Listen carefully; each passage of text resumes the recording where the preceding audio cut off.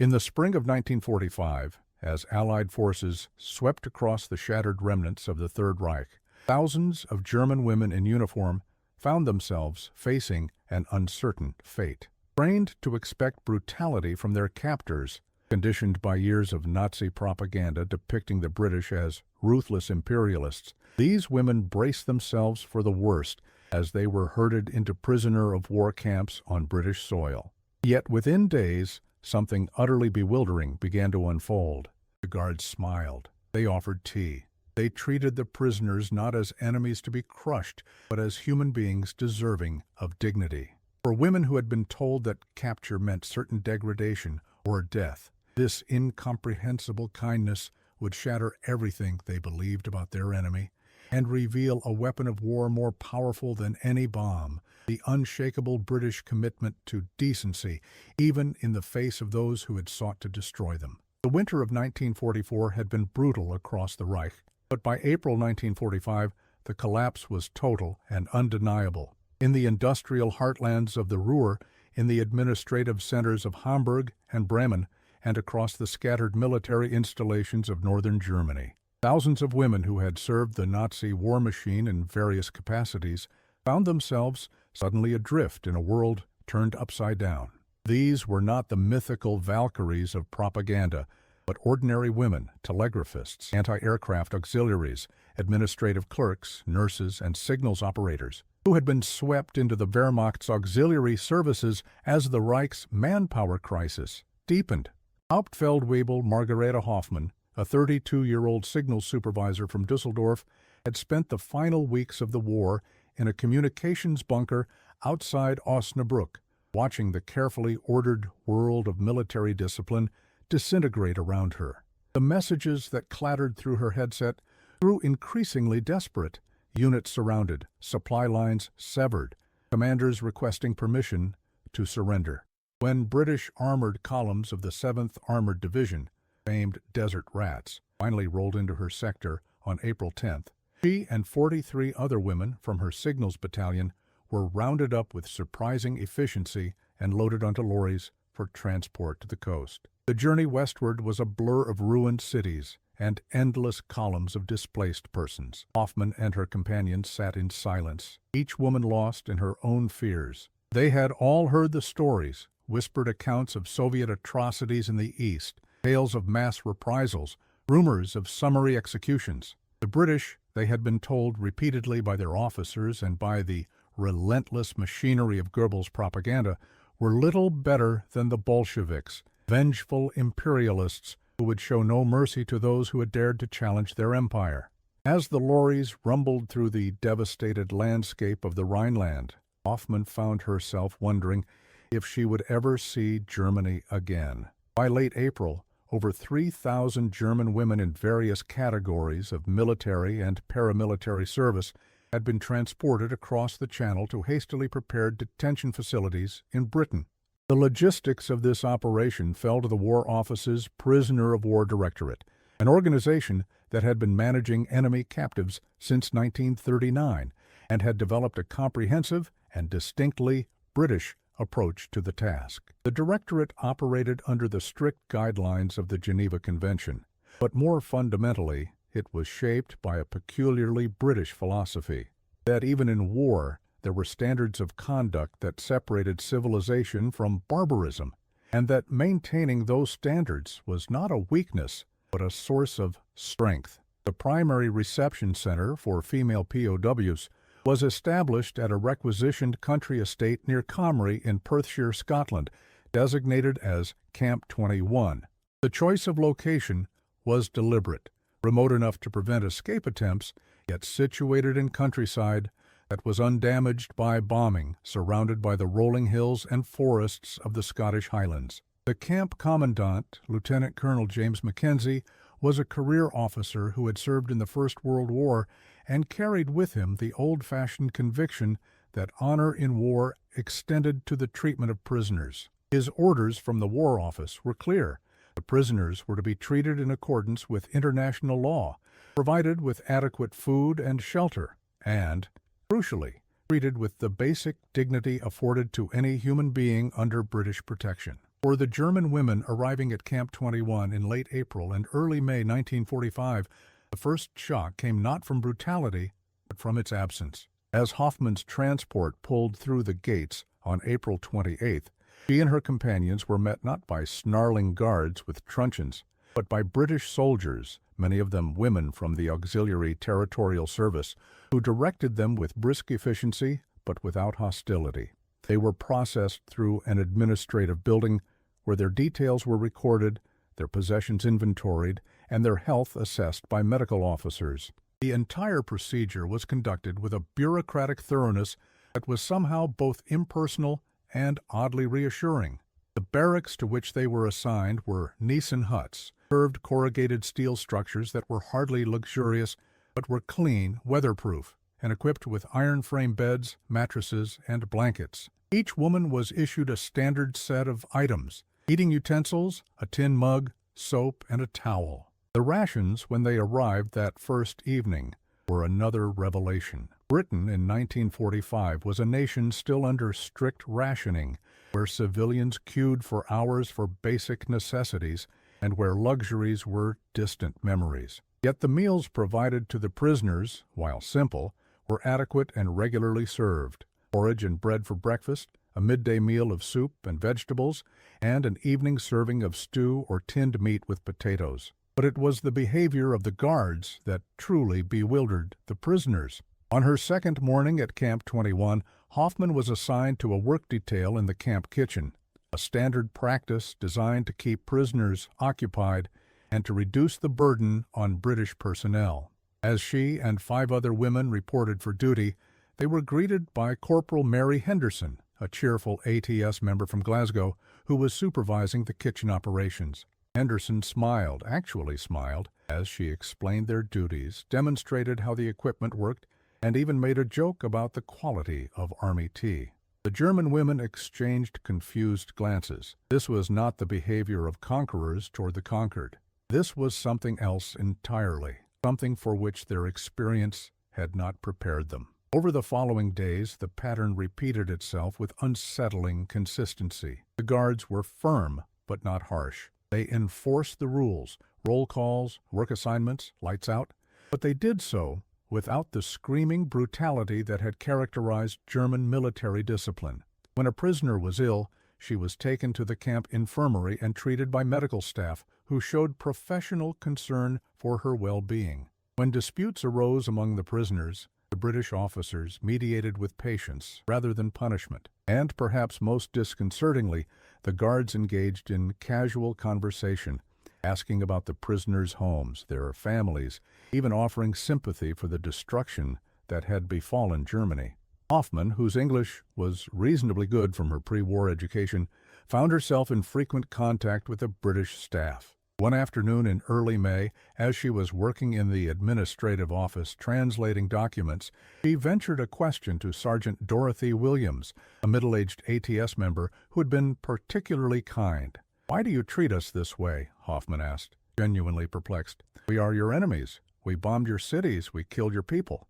Why do you smile at us?" Williams paused in her typing and looked up, her expression thoughtful. "Because you're prisoners now, love," she said simply. "You're under our protection. That's what being British means. We don't kick people when they're down, even if they deserve it. Besides," she added with a wry smile, "most of you are just ordinary women who got caught up in something terrible. Punishing you won't bring back the people we lost. It would just make us like them."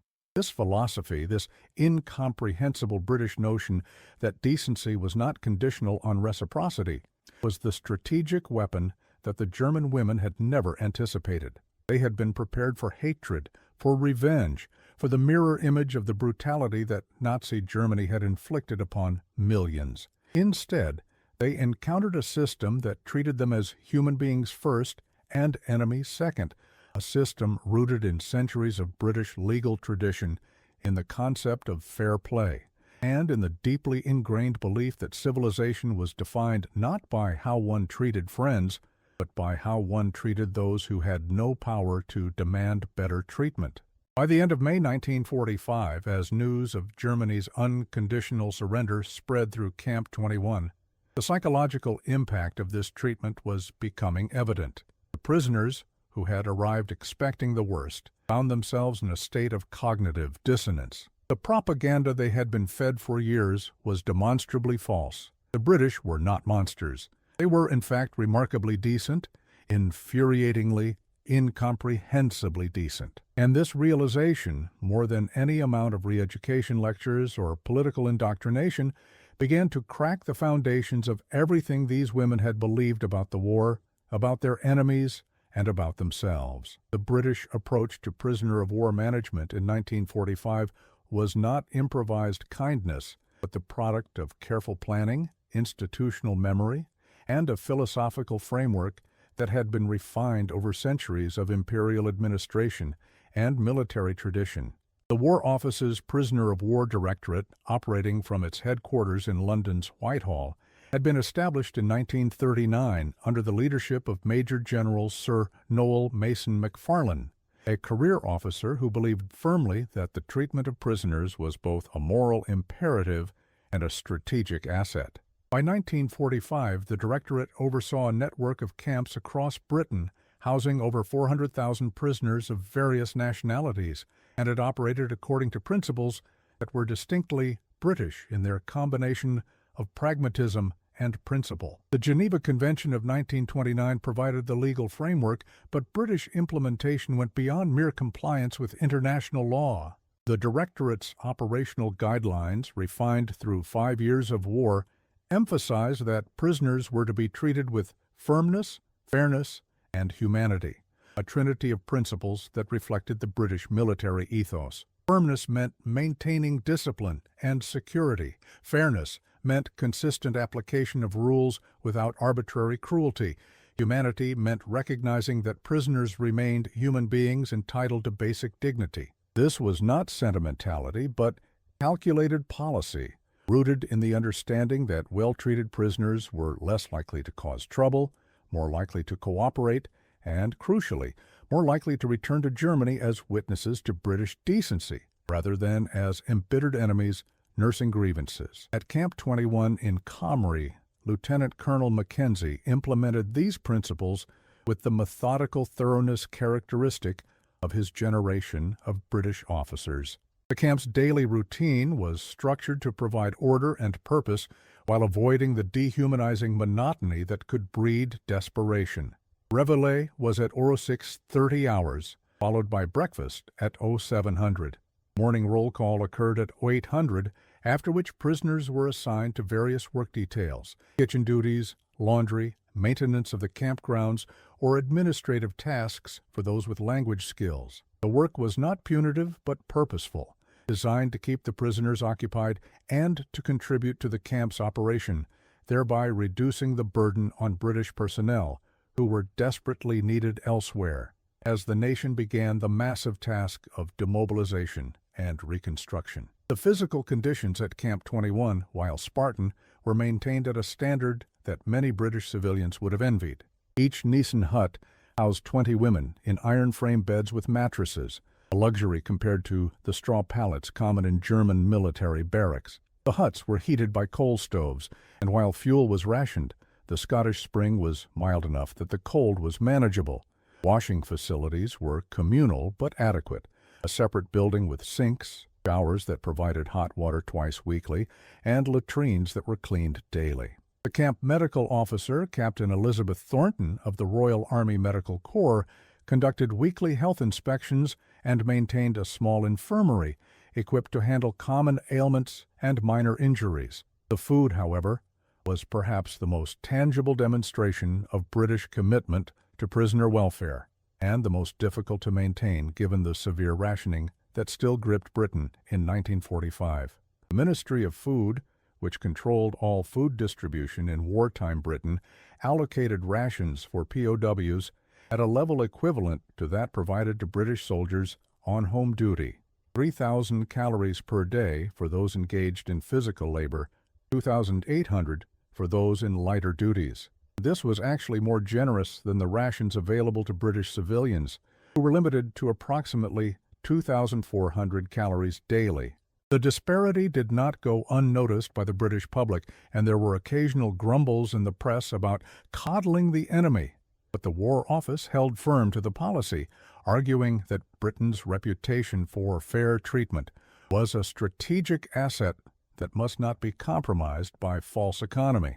Margaret Hoffman, working in the camp's administrative office due to her language skills and clerical experience, had access to the camp's operational records and gradually came to understand the scale of the logistical effort required to maintain these standards. The weekly supply requisitions she helped process revealed a complex web of procurement: flour and oats from British mills, tinned meat from Argentina and Australia, vegetables from local Scottish farms, tea from India and Ceylon, sugar from the West Indies. Even in the 6th year of war, with Britain's merchant fleet still recovering from the devastating U-boat campaign, the supply chain functioned with remarkable reliability. Deliveries arrived on schedule, rations were distributed fairly, and waste was minimized through careful planning. But the British approach extended beyond mere material provision. The camp's cultural and recreational program, overseen by Captain Sarah Mitchell of the ATS, was designed to maintain the prisoners' mental health and to begin the subtle process of re-education without heavy-handed propaganda. A camp library was established, stocked with books in German, carefully selected to exclude Nazi literature, but including classics of German culture, from Goethe and Schiller to Thomas Mann. A recreation hut was equipped with tables for games, materials for handicrafts, and a piano that had been donated by a local church. On Sunday afternoons, prisoners were permitted to organize concerts or theatrical performances, and the guards often attended, applauding politely at the conclusion. The guards themselves were a crucial element in the system's success. The ATS members assigned to Camp 21 had been selected not merely for their military competence, but for their temperament. Captain Mitchell, who supervised the female guards, emphasized in her training sessions that their role was not to dominate or humiliate, but to maintain order with minimal friction. Remember, she told her personnel, these women are defeated, far from home, and uncertain of their future. They're frightened, even if they don't show it. Our job is to be firm, but not cruel, distant, but not hostile. We represent Britain to them. Let's make sure they see us at our best. This philosophy manifested in countless small interactions that cumulatively created an atmosphere utterly different from what the prisoners had anticipated. When Corporal Henderson supervised kitchen duties, he worked alongside the prisoners, demonstrating tasks rather than merely issuing orders. When Sergeant Williams conducted the evening roll call, she learned the prisoners' names and used them, rather than reducing the women to numbers. When Private Alice Thompson, a young guard from Yorkshire, noticed that one of the prisoners was shivering during a chilly morning formation, he quietly arranged for an extra blanket to be issued, explaining matter-of-factly that we can't have you catching pneumonia, can we? The prisoners' reactions to this treatment evolved through distinct phases. Initial suspicion, the assumption that the kindness was a trick, a prelude to some darker purpose, gradually gave way to confusion as the pattern persisted week after week. Hoffman observed this transformation in her fellow prisoners, particularly among the younger women who had been most thoroughly indoctrinated by Nazi ideology. Lieutenant Erika Schneider, a 24-year-old anti-aircraft auxiliary from Berlin, had arrived at Camp 21 with a defiant hostility, refusing to cooperate beyond the minimum required by the Geneva Convention and treating the guards with icy contempt. But after 6 weeks of consistent patient treatment, her resistance began to crack. The turning point came in mid-June when Schneider received news through the Red Cross that her family's apartment in Berlin had been destroyed in the final Soviet assault on the city, and that her mother and younger sister were missing, presumed dead. She collapsed in the barracks, sobbing uncontrollably, and it was Sergeant Williams who sat with her through the night, offering tea and quiet sympathy, making no attempt to extract information or to exploit her vulnerability. The next morning, Schneider's hostility had vanished, replaced by a numb bewilderment. "I don't understand you people," she said to Williams in halting English. "We destroyed your cities. We killed your families. Why are you kind to me?" Williams's response was characteristically British in its understatement. "Because that's what separates us from them, love. We don't become monsters just because we fought monsters. Besides, she added gently, you didn't destroy my city. You were just a girl following orders. Now you're paying the price for what your leaders did. That's punishment enough, I reckon. This interaction, repeated in various forms across the camp, represented the operational implementation of a strategic insight that the British had grasped more clearly than any other combatant nation. That the treatment of prisoners was not merely a humanitarian obligation, but a form of psychological warfare. Every act of decency, every demonstration of fairness, every moment of unexpected kindness was a hammer blow against the ideological foundations of Nazism. The propaganda had told these women that the British were cruel, that democracy was weak, that only strength and ruthlessness mattered in the world. The reality they encountered daily contradicted every element of that narrative. By July 1945, as the full horror of the concentration camps became public knowledge through newsreels and newspaper reports, the contrast between British treatment of German prisoners and German treatment of those in their power became impossible to ignore. Captain Mitchell organized screenings of documentary footage from Bergen-Belsen and Buchenwald, not as punishment, but as education. The prisoners watched in stunned silence as the evidence of their nation's crimes unfolded on the screen. Many wept. Some refused to believe it was real, but the cognitive dissonance was inescapable. They were being treated with humanity by the very people whose suffering their nation had caused on an unimaginable scale. Hoffman, watching her fellow prisoners grapple with this realization, understood that something profound was occurring. The British were not merely housing and feeding enemy prisoners. They were systematically dismantling the psychological architecture of Nazism through the simple expedient of behaving decently. It was a weapon more powerful than any bomb, more effective than any propaganda campaign, because it operated at the level of lived experience rather than abstract ideology. And it was working. In the summer of 1945, as the full magnitude of Germany's defeat became undeniable and the Allied occupation began to reshape the shattered Reich, the German military and civilian leadership found themselves confronting a reality that defied their understanding of how victors treated the vanquished. Reports filtering back from prisoners of war through Red Cross communications, through intelligence intercepts, and through the accounts of the first repatriated prisoners painted a picture that contradicted everything the Nazi regime had predicted about the consequences of defeat. In the ruins of Flensburg, where the remnants of the German government had briefly operated under Grand Admiral Karl Dönitz before being dissolved by the Allies, intelligence officers of the Abwehr, the military intelligence service that had survived the war's end in skeletal form, compiled reports on the treatment of German prisoners in British custody. These documents, later recovered by British intelligence, revealed a profound confusion within the German command structure.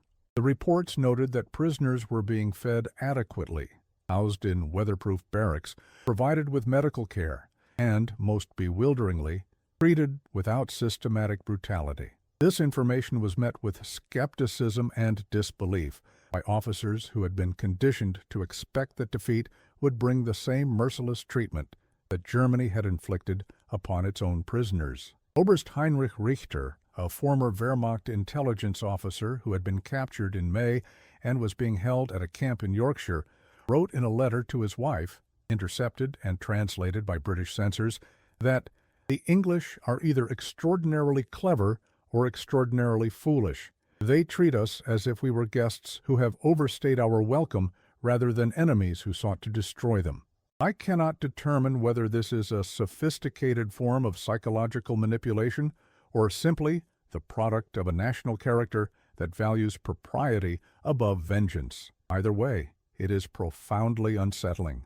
This confusion was particularly acute regarding the treatment of female prisoners. The Nazi ideology had portrayed women in enemy hands as inevitably subject to sexual violence and degradation, a projection of their own practices, and a propaganda tool designed to stiffen resistance. The reality at camps like Comrie contradicted this narrative so completely that many German officers initially refused to believe the reports. when General Major Walter Bruns, captured in April and held at a senior officers' camp in Wales, was informed through Red Cross channels that his daughter, who had served as a signals auxiliary, was being held at Camp 21 and was in good health and spirits. He initially suspected it was a British trick designed to extract information. The British intelligence services, particularly MI-19, the department responsible for interrogating prisoners and managing the flow of information, were acutely aware of the psychological impact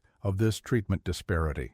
Brigadier Richard Gambier Perry, who oversaw MI-19 operations, noted in a confidential memorandum to the War Office in June 1945 that the humane treatment of prisoners is proving to be one of our most effective weapons in the battle for German minds. Prisoners who expected brutality and received decency are far more willing to cooperate with interrogators, far more receptive to re-education efforts, and far more likely to return to Germany as advocates for democratic values. The contrast between our treatment of them and their treatment of prisoners in their custody is doing more to discredit Nazi ideology than any amount of propaganda could achieve. This strategic insight was not universally appreciated within British society. As newsreels from the liberated concentration camps shocked the British public, there was a vocal minority who demanded harsher treatment of German prisoners. Letters to newspapers questioned why Nazi murderers were being fed British rations while British families still queued for basic necessities. Members of Parliament raised questions about the cost of maintaining prisoner of war camps when the nation faced enormous reconstruction challenges. The Daily Express ran a series of articles in July 1945 under the headline, "Are We Too Soft on the Germans?" which featured interviews with British civilians who had lost family members in the Blitz and who resented what they perceived as coddling of the enemy. The War Office response to these criticisms was carefully calibrated to appeal to both British self-interest and British values. In a statement to Parliament, Secretary of State for War Sir James Grigg argued that the treatment of prisoners in accordance with the Geneva Convention is not merely a legal obligation, but a practical necessity. We have thousands of British prisoners still in German hands awaiting repatriation. Our treatment of German prisoners directly affects how our own men are treated. Moreover, we are not fighting this war to become like our enemies. We are fighting to preserve the values of civilization, and those values do not cease to apply when we have won. This argument resonated with the British public's self-conception as a nation that played by the rules even when others did not. The concept of fair play, deeply embedded in British culture through everything from school sports to parliamentary procedure, extended even to the treatment of defeated enemies. It was a source of national pride that Britain could win a total war without abandoning the principles that defined British identity. As one editorial in the Times put it, we did not fight for 6 years to preserve our way of life, only to abandon it in the moment of victory. The test of civilization is not how we treat our friends, but how we treat those who have wronged us. At Camp 21, the prisoners themselves were becoming unwitting participants in this psychological warfare. Letters home, carefully censored, but generally allowed to pass, carried descriptions of their treatment that bewildered their recipients in Germany. Hoffman wrote to her sister in Dusseldorf.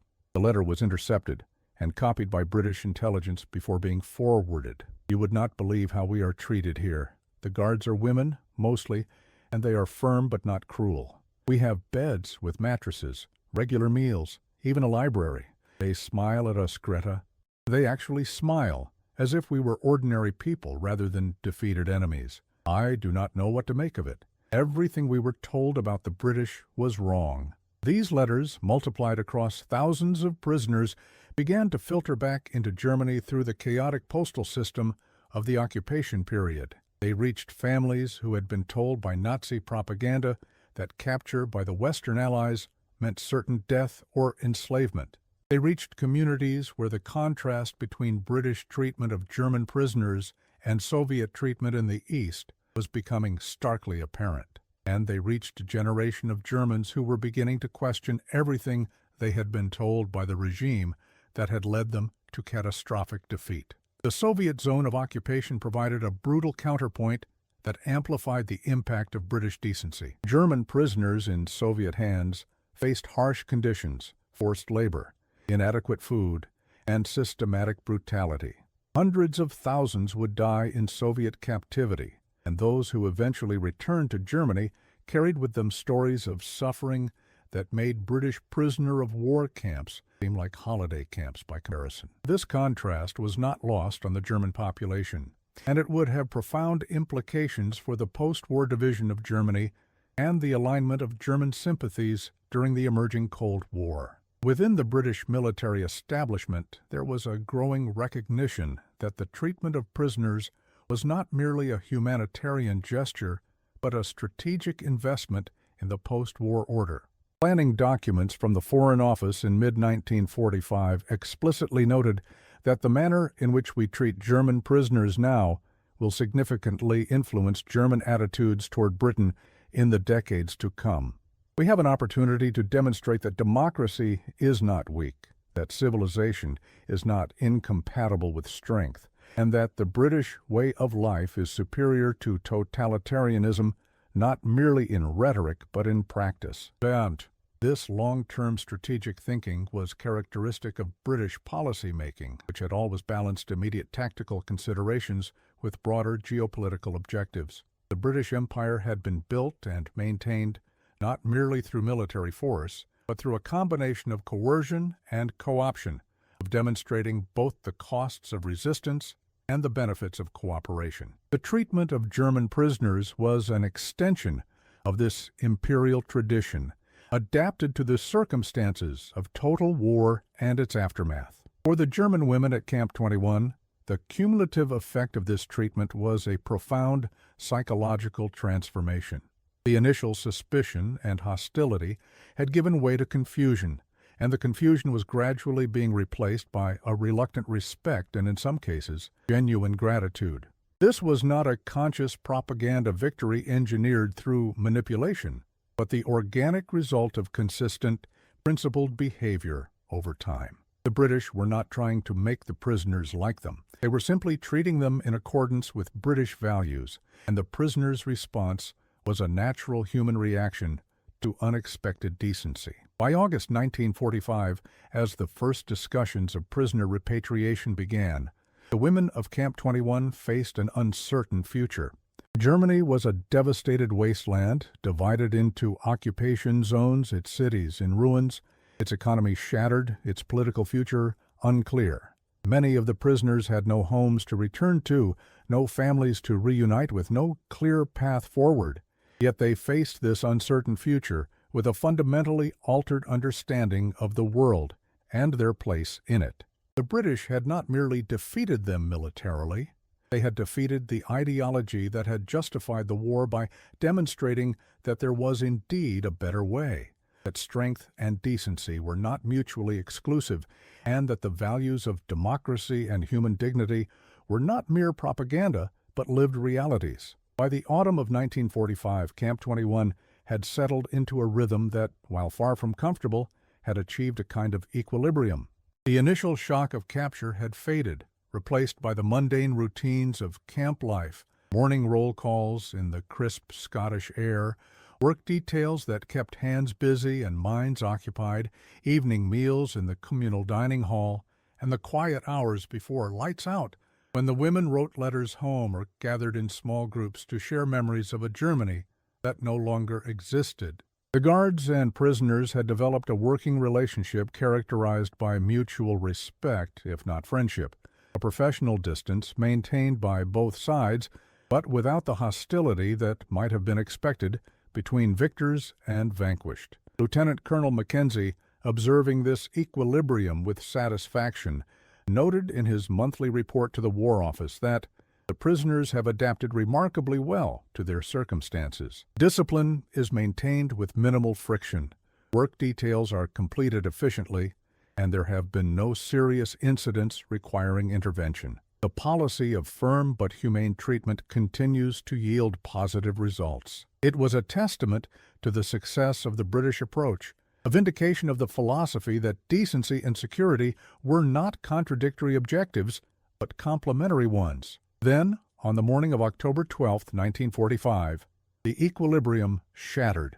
The first indication of crisis came at 06:30 hours when Corporal Henderson, conducting the routine morning inspection of the kitchen facilities, discovered that the camp's water supply had failed. The taps ran dry, the showers produced nothing, and the latrines could not be flushed. Investigation revealed that the main water pipe from the nearby reservoir had burst during the night, a consequence of aging infrastructure, the weight of autumn rains, and the simple bad luck that characterizes all human endeavors. The camp's water supply, which had functioned reliably for months, was suddenly and completely unavailable. For Mackenzie, the situation represented a crisis of the first order. Camp 21 housed 412 prisoners and 87 British personnel. Without water, basic sanitation was impossible, food preparation was compromised, and the health risks were immediate and severe. The nearest alternative water source was the village of Comrie,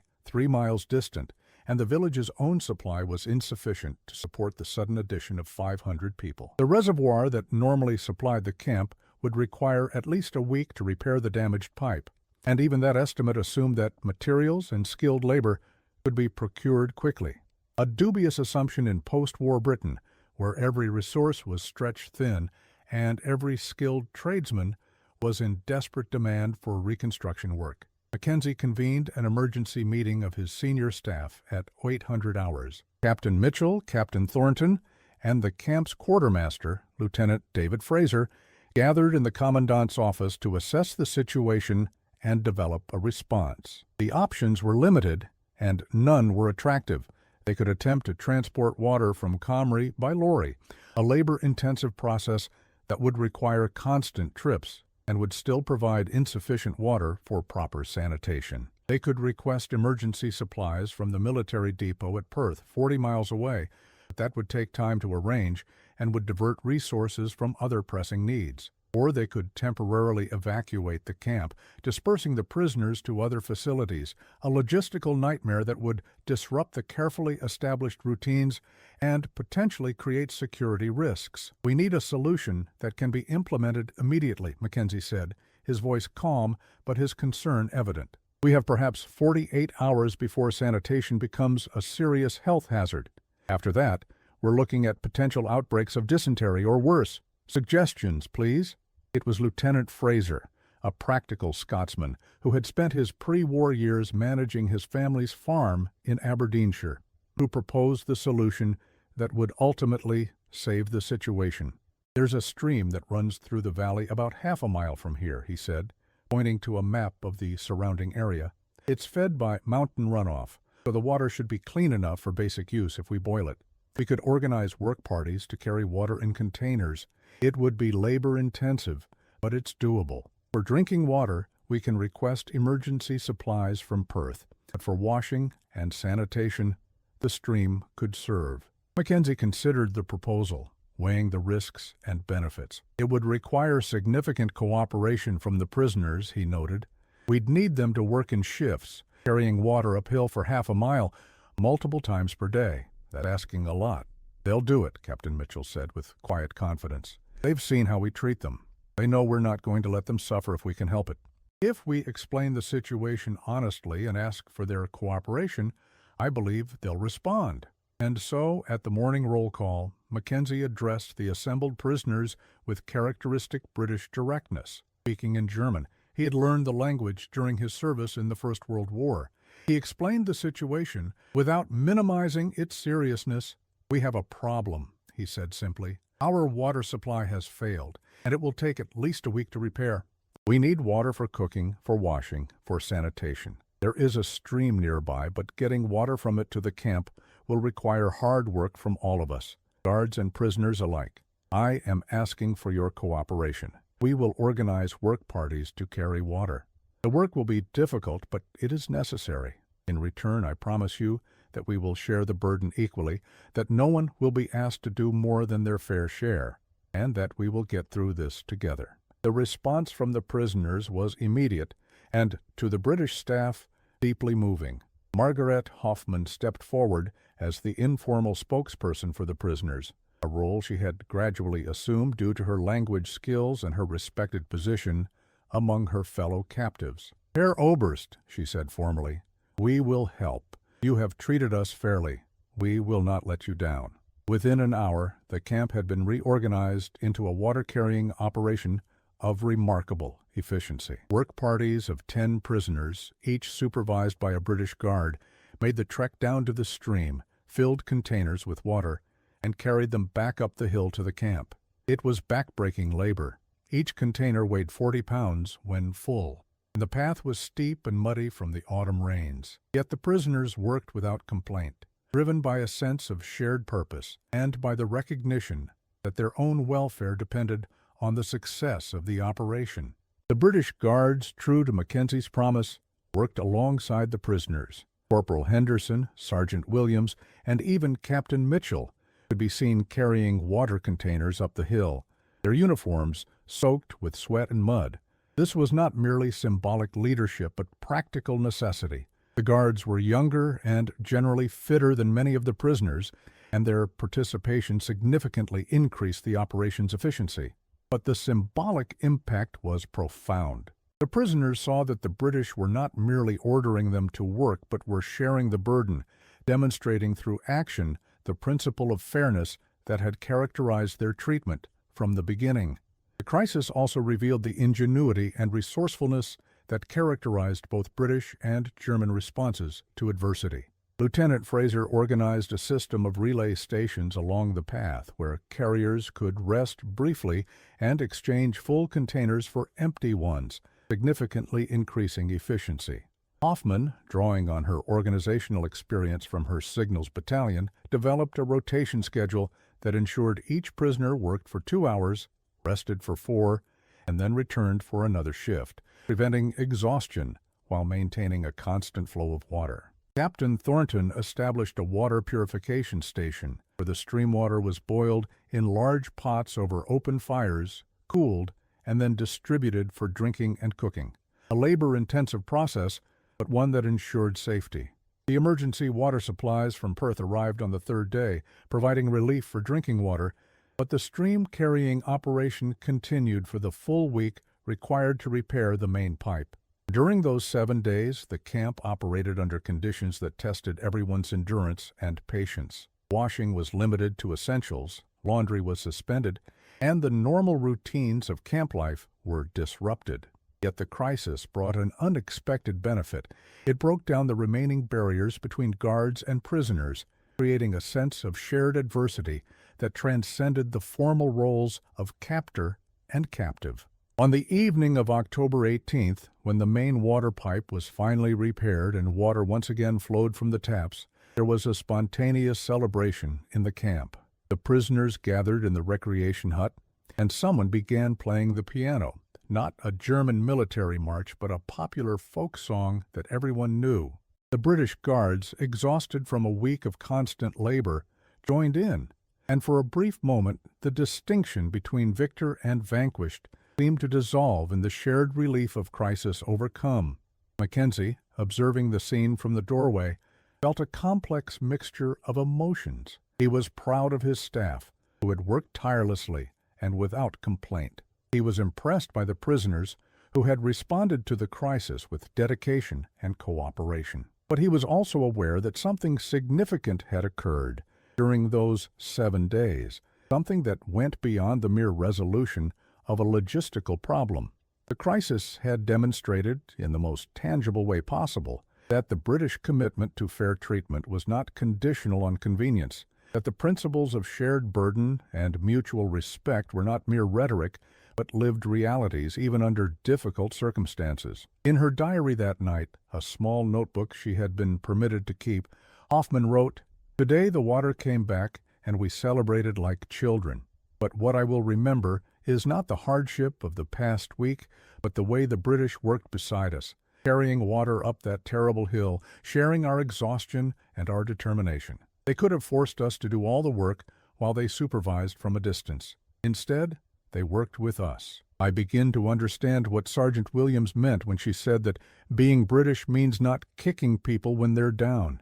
It means something more. It means recognizing that we are all human, even in the midst of war and defeat. The water crisis of October 1945 became a defining moment in the history of Camp 21, a story that would be retold by both guards and prisoners in the years to come.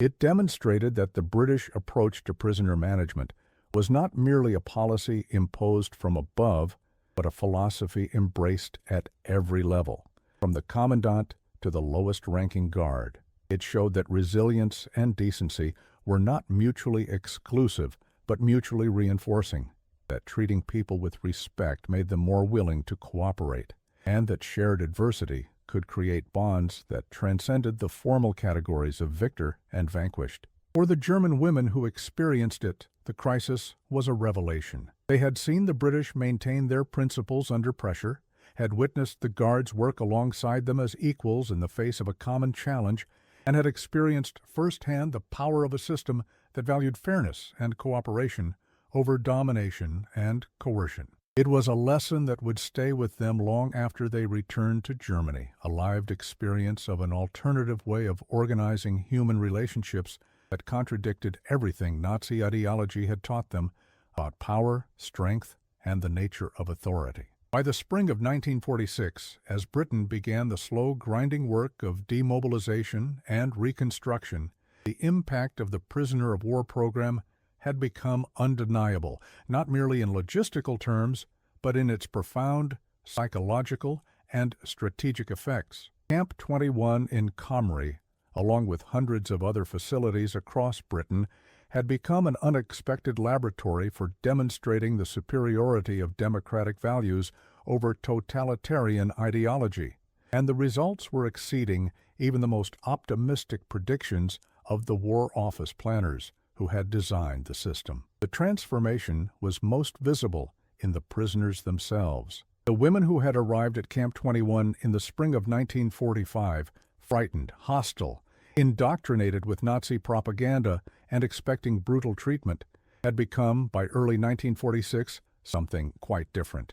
They were still prisoners, still separated from their homeland, and uncertain of their future, but they were no longer the defeated enemies of a year earlier. They had become, in a sense, witnesses to an alternative vision of how societies could be organized and how power could be exercised without cruelty.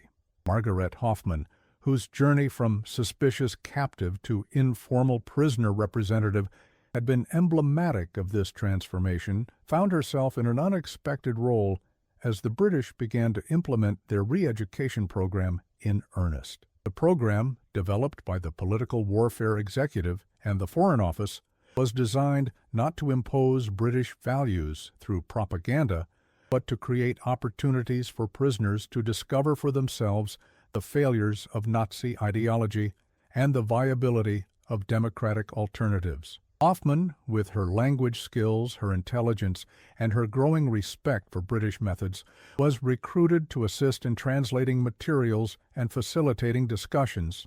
The re-education program at Camp 21 was characteristically British in its approach, subtle, patient, and rooted in the belief that people could not be forced to change their minds, but could be guided toward questioning their assumptions, rather than lecturing the prisoners about the evils of Nazism, a tactic that would have provoked defensive resistance. The program provided access to information that had been denied to them during the war. Newspapers, both British and German-language publications from neutral countries, were made available in the camp library.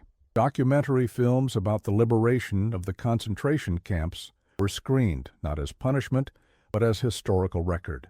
Discussion groups were organized where prisoners could debate political and philosophical questions without fear of punishment for expressing controversial views. The impact of this approach was profound, precisely because it was non-coercive. The prisoners were not told what to think. They were given the tools to think for themselves and the space to reach their own conclusions. And increasingly, those conclusions were devastating to the ideological foundations of the regime they had served.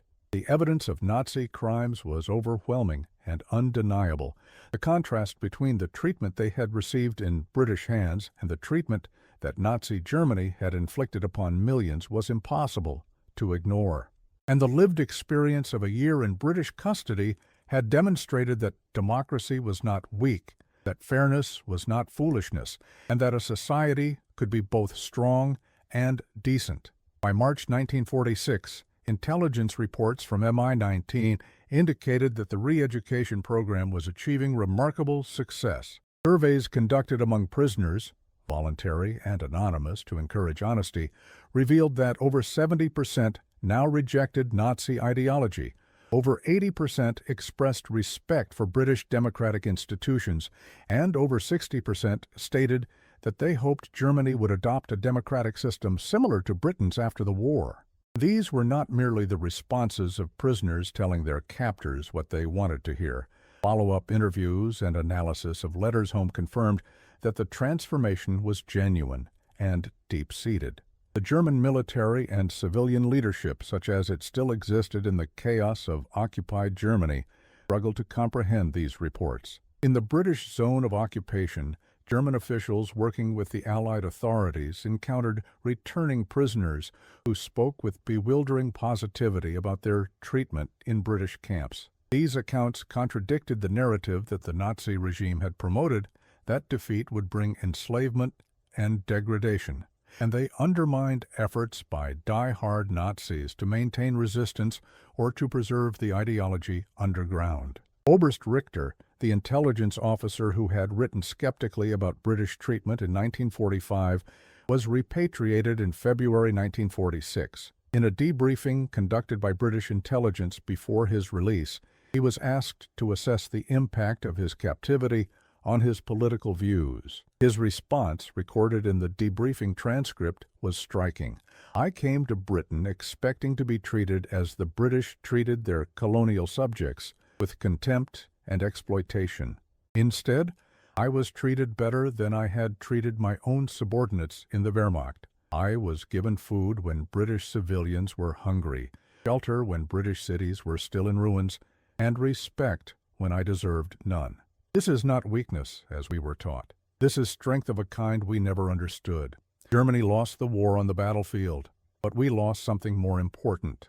We lost the moral argument. The British won not merely because they had more tanks and planes, but because they represented something worth defending. We represented only destruction and hatred. I returned to Germany ashamed of what we did and determined to help build something better."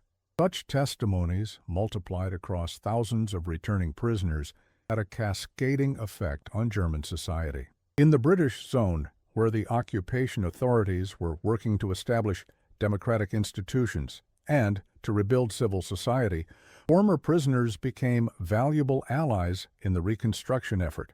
They had seen democracy in action, had experienced the benefits of a system based on law rather than arbitrary power, and they became advocates for the new order that the Allies were attempting to create. The contrast with the Soviet zone was stark and deliberate. Prisoners returning from Soviet captivity, those who survived, brought with them stories of brutality, forced labor, starvation, and systematic abuse. The difference in treatment was not accidental, but reflected fundamentally different philosophies of power and governance. The Soviets treated prisoners as enemies to be punished and exploited. The British treated prisoners as human beings to be managed and, where possible, rehabilitated. The long-term consequences of this difference would shape the Cold War division of Europe and the alignment of German sympathies for generations. At Camp 21, the final months before repatriation were marked by a bittersweet atmosphere. The prisoners knew they would soon return to Germany, but Germany in 1946 was a devastated wasteland, its cities in ruins, its economy shattered, its future uncertain. Many of the women had no homes to return to, no families waiting for them, no clear path forward. Yet they faced this uncertain future with a resilience that had been strengthened, paradoxically, by their time in captivity. They had learned that adversity could be overcome through cooperation, that authority could be exercised without cruelty, and that there were people in the world who would treat them with decency even when they had no obligation to do so. On April 15, 1946, the first large group of prisoners from Camp 21 was scheduled for repatriation. Hoffman was among them. On her final evening in the camp, she sought out Sergeant Williams, who had been her primary contact with the British staff throughout her captivity. They met in the camp office, and Hoffman, struggling with emotion, tried to express what the past year had meant to her. "I came here expecting to be treated like an animal," she said in careful English. "Instead, you treated me like a human being. You gave me food when you yourselves were hungry. You gave me shelter when your own cities were destroyed. You gave me respect when I deserved none. I do not know how to thank you for this." Williams, characteristically uncomfortable with emotional displays, smiled gently. "You don't need to thank us, love. We just did what was right. But I'll tell you what you can do. Go back to Germany and help build something better. Show your people that there's another way, that strength and decency aren't enemies, that democracy isn't weakness. That's the best thanks you could give us. Help make sure this never happens again." The next morning, as the lorries carrying the repatriated prisoners rolled through the gates of Camp 21 for the last time, Lieutenant Colonel Mackenzie stood watching with a mixture of satisfaction and melancholy. He had commanded the camp for a year, had overseen the transformation of frightened, hostile prisoners into women who were returning to Germany as witnesses to British decency and advocates for democratic values. It had been exhausting, frustrating, and often thankless work, but he believed it had been worthwhile. In his final report to the War Office, submitted in May 1946, Mackenzie wrote, "The prisoner of war program has been one of Britain's most successful strategic operations of the war, though it will never receive the recognition accorded to military victories. We have demonstrated to thousands of Germans that democracy is not weak, that fairness is not foolishness, and that a nation can be both strong and decent.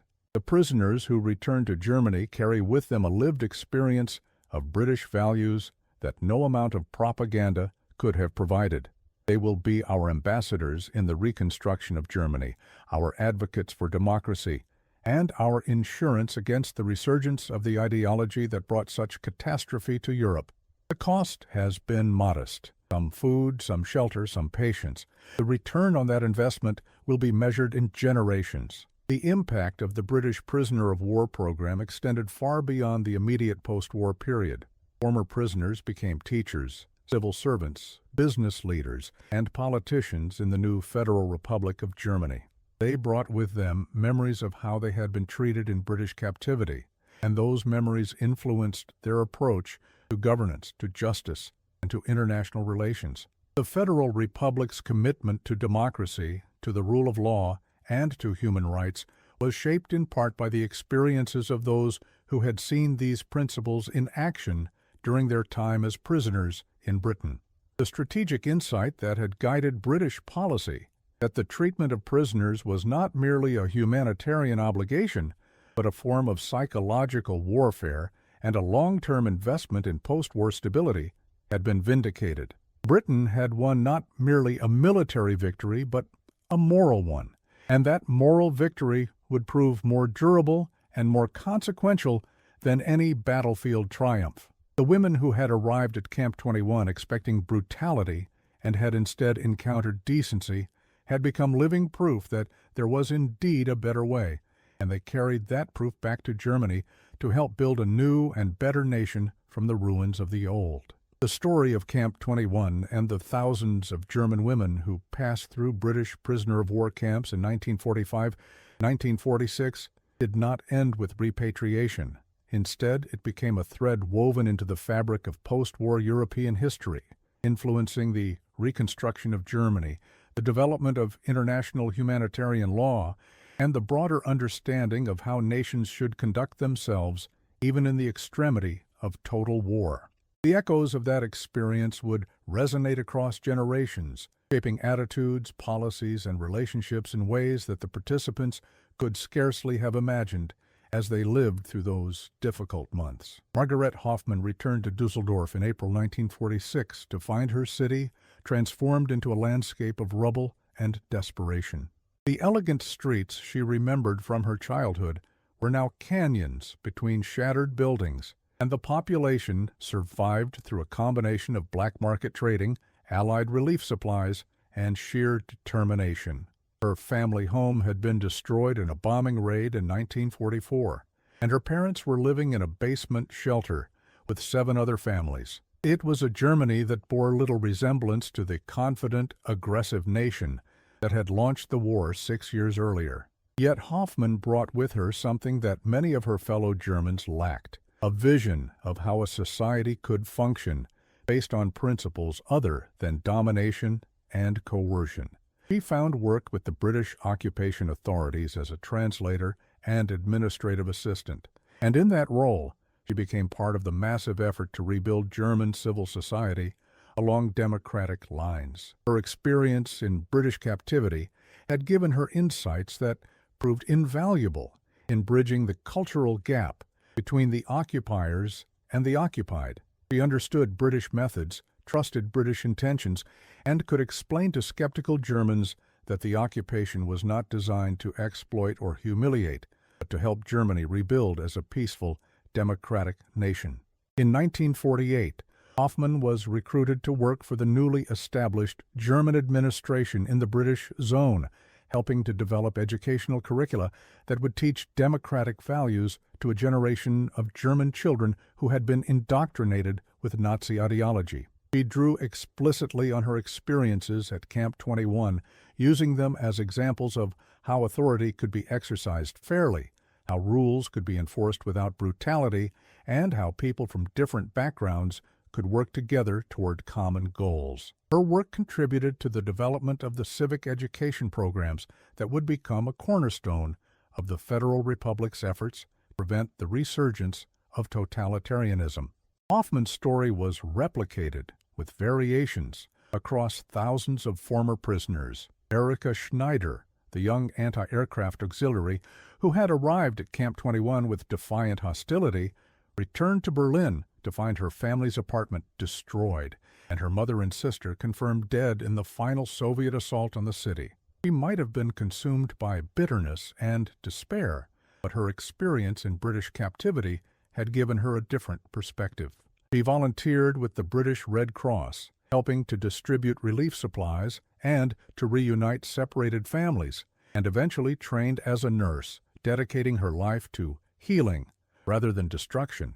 In interviews conducted decades later for oral history projects, she would speak with emotion about the kindness of Sergeant Williams and the other British guards who had treated her with dignity when she had expected only hatred. The impact of the British prisoner of war program extended beyond individual stories to shape broader policy and institutional development.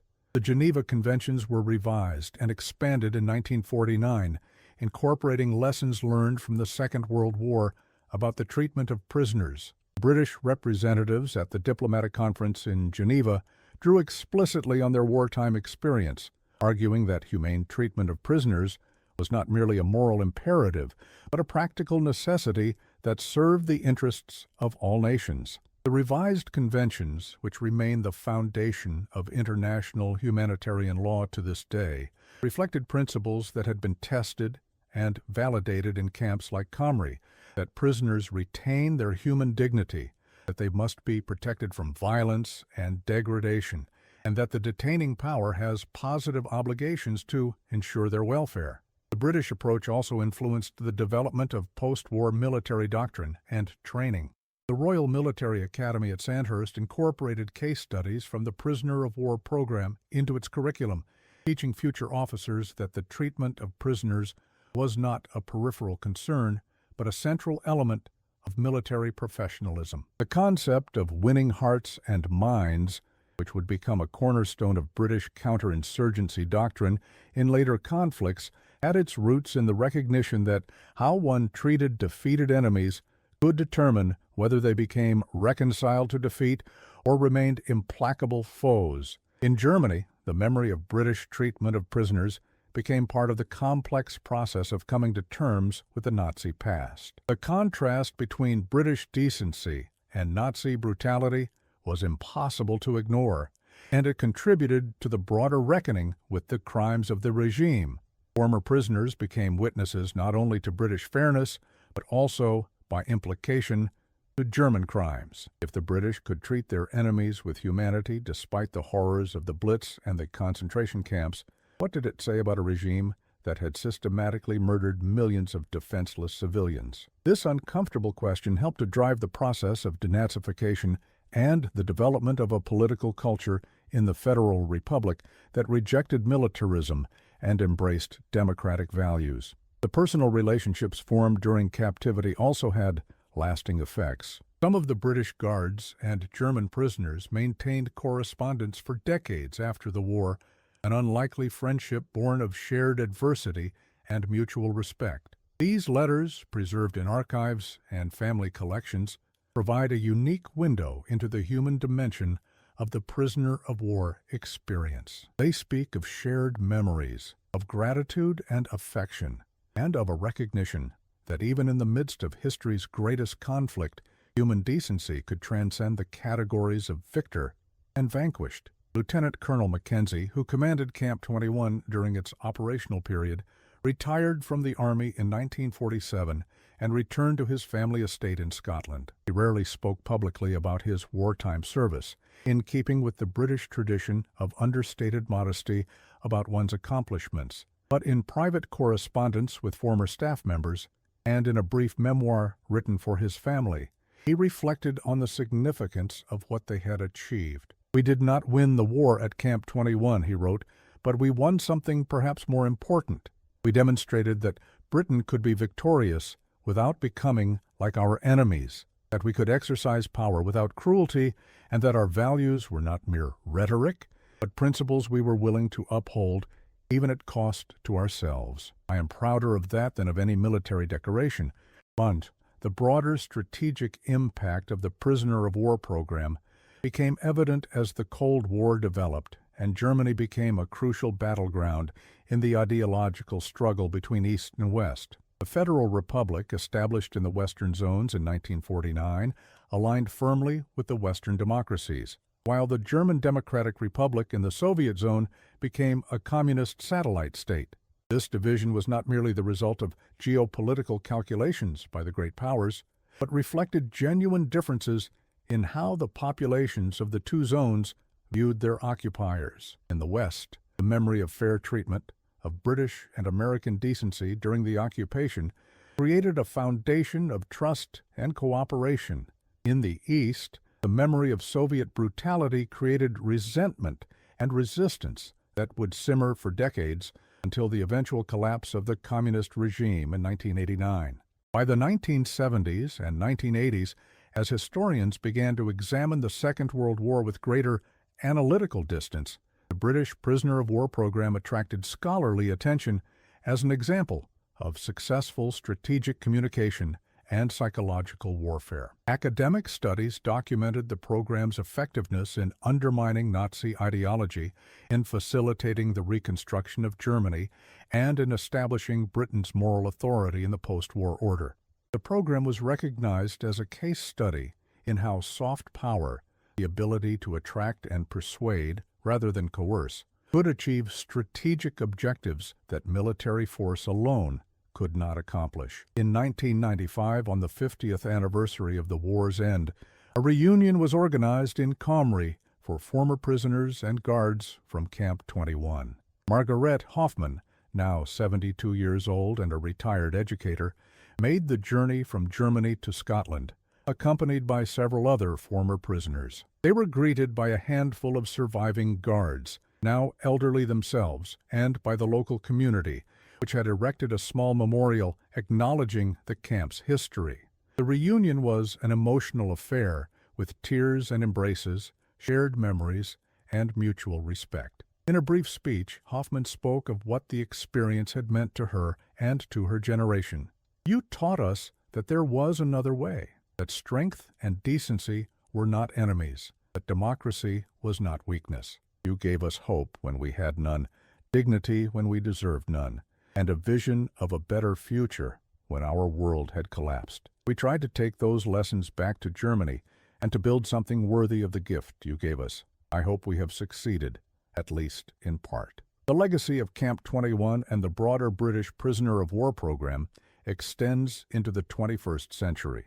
The principles established during those difficult years, that prisoners retain their human dignity, that humane treatment serves strategic as well as moral purposes, that how a nation treats its enemies reveals its true character, remain relevant in contemporary debates about detention, interrogation, and the conduct of war. The British experience stands as a reminder that even in the extremity of total war, when the survival of civilization itself seemed at stake, it was possible to maintain ethical standards, and that doing so was not a luxury, but a necessity. The women who passed through Camp 21 are nearly all gone now, their stories preserved in archives, oral histories, and the memories of their descendants. But the impact of their experience continues to resonate. They were witnesses to a crucial truth, that the test of a civilization is not how it treats its friends, but how it treats those who have wronged it, and that a nation that maintains its principles, even in the face of existential threat, demonstrates a strength more durable than any military force. The British, in their treatment of German prisoners during and after the Second World War, passed that test. And in doing so, they helped to build a post-war order based not merely on the balance of power, but on the recognition that there are values worth defending, and that those values must be lived, not merely proclaimed. The story of Camp 21 is ultimately a story about the power of decency in the face of hatred, of principle in the face of expediency, and of hope in the face of despair. It is a reminder that even in history's darkest moments, human beings are capable of choosing the better path, and that those choices have consequences that echo across generations. The women who arrived at that Scottish camp in 1945 expecting brutality and found instead a smile, a cup of tea, and a recognition of their shared humanity, learned a lesson that they carried with them for the rest of their lives, that there is indeed a better way, and that it is worth fighting for. If you've been moved by this remarkable story of British resilience, decency, and the quiet triumph of values over vengeance, please subscribe to our channel for more untold tales from the Second World War. Share your thoughts in the comments below. Did this story challenge your understanding of how nations should treat their defeated enemies? What other hidden chapters of the war would you like us to explore? Your engagement helps us bring these important stories to light. Thank you for watching, and remember, the true measure of a nation is not how it treats its friends, but how it treats those who have wronged it.